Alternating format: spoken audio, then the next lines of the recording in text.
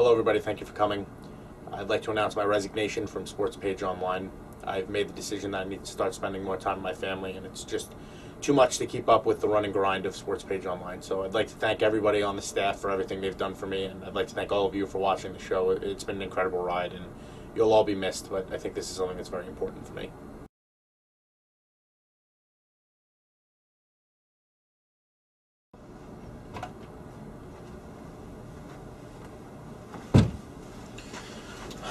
All right, I'm back.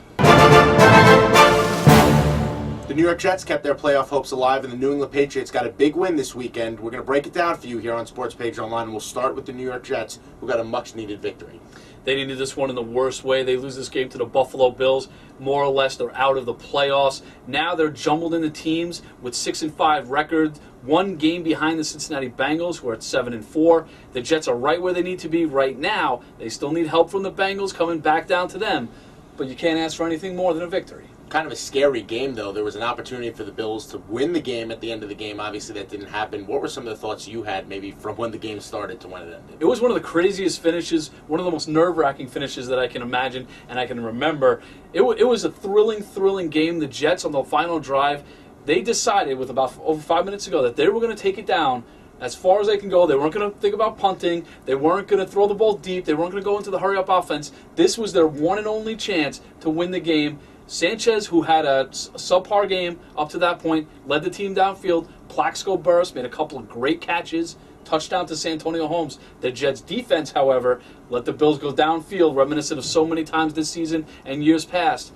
But they stopped the Bills and won the game. They did stop the Bills. You've been kind of negative on the Jets' defense up to this point before. Bills had two opportunities to really win the game with a dropped pass in the end zone as well. What were some of the thoughts you had with those safeties that you haven't really been fond of up to this point? Eric Smith and Jim Leonard have said it 1,000 times. They are terrible. Eric Smith, I don't know what he's doing out there. I really don't. He's a terrible football player. Don't even know why he's starting in the National Football League, let alone on the supposed best defense in the National Football League with the Jets. I don't know what he's doing out there. Jim Leonard played a little bit better this week, still underperforming.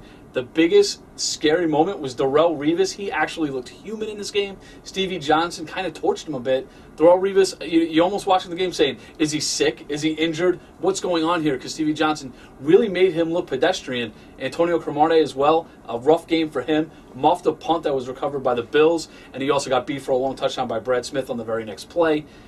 But that secondary, they're going to have to stay the same. They're going to be the team that the Jets look for, and they're going to have to win some games at the end. You mentioned a little bit about Sanchez's sort of flip-flop day. He started off kind of rough, obviously scored the touchdown when it counted, but he has not been the Sanchez from the beginning of the year at all. This could be the worst performance by a player who threw 4 touchdown passes in a game. Sanchez was so uneven, it wasn't even funny. He looks like he loses confidence on every other play, but then he comes out, he throws 4 touchdown passes in the game, still under 50% completion percentage. But when it counted, he drove the team downfield, scored on a great play, scrambled to the right, hit Santonio Holmes in the corner of the end zone for the touchdown. Can't ask for anything more than that. Same topic we talked about last week. After the win, what does the playoff picture look like for the New York Jets right now? Right now, they're tied with the Broncos and the Titans, who also won games at 6-5. The Bills take a step back. They're 5-6, most likely out of the playoff picture right now. We talked about it. The Cincinnati Bengals are the key team here. They won a late game. They improved to 7-4 now. The Jets are trailing them. Remember, the Jets do not own the tiebreaker against the Broncos, so they're going to need the Broncos to lose. They're going to need the Titans to lose, and obviously the Bengals are going to have to take a step back for the Jets to improve. But you got to like the chances because the Bengals have a very, very, very tough schedule. The Jets on the easy side. Titans and Broncos have easy games this week as well, so we'll see what happens come Sunday night.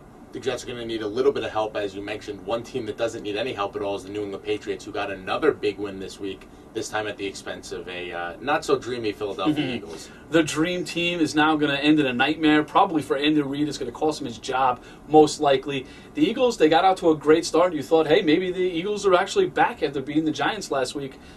No, didn't happen. The Tom Brady-led Patriots up and down the field. It wasn't even funny. You blinked and it was like 31-10. What happened? It's the Patriots, unfortunately. The Patriots, we all know they're going to win the AFC East. That's a given. They're probably going to get one of the two top seeds in the AFC, so they're just playing for playoff seeding now.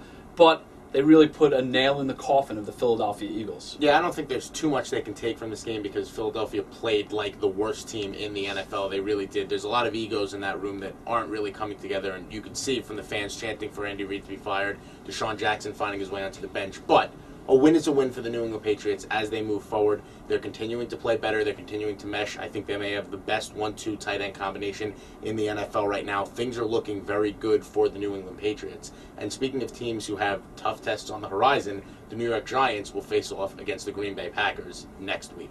This one's going to be a great matchup for the Giants. I actually give the Giants a great chance to win this game, even though they've struggled the past few weeks. If there's one moment where the Packers are going to stumble this season, I could see it happening in New York against the Giants. The Giants, we all know they play down to the competition and they play up to the competition. Doesn't get more up than the Green Bay Packers right now, who killed the Detroit Lions on Thanksgiving in a score that didn't even indicate how bad it was. The Giants, I like their chances a lot in this game. It's going to be tough. It's not going to be easy. But Eli Manning, who's taken a step back from when we were all talking about is Eli elite and all that stuff, he took a step back since then. But against the Packers, they could do it. We did talk about hopefully the Eagles game being a wake-up call for the New York Giants. That remains to be seen. The Packers will certainly be the toughest test that the Giants face all year. They're unbeaten. Aaron Rodgers is the best quarterback in the league right now. There's no questions about that. This could be a huge win for the Giants. I thought the Giants were a playoff team from the beginning. This game, unfortunately, will have a lot to dictate that because the Giants are either going to be hovering around 500 or moving in the right direction. That's it from here. Now, it's Brad Carroll's Rant. The hot topic this week is obviously Stevie Johnson's touchdown celebration against the Jets, where he mocked Plaxico Burress getting shot in the leg, and then he crashed on a flight that San Antonio Holmes' touchdown celebration usually entails. But guess what? I'll just go with what Plaxico Burress said. He said he didn't mind about the celebration, but he said Stevie Johnson maybe should worry about catching the ball next time instead of dropping 3 open touchdown passes. You're a moron. 2 other morons, Wilson Chandler, J.R. Smith. What are you guys thinking about? You sign a 1-year contract in China? A no-out clause contract? What's wrong with you guys? Just when I thought the NBA couldn't get any dumber, you guys come up and take full center. That's the final rant, and that's the final take here on Sports Page Online.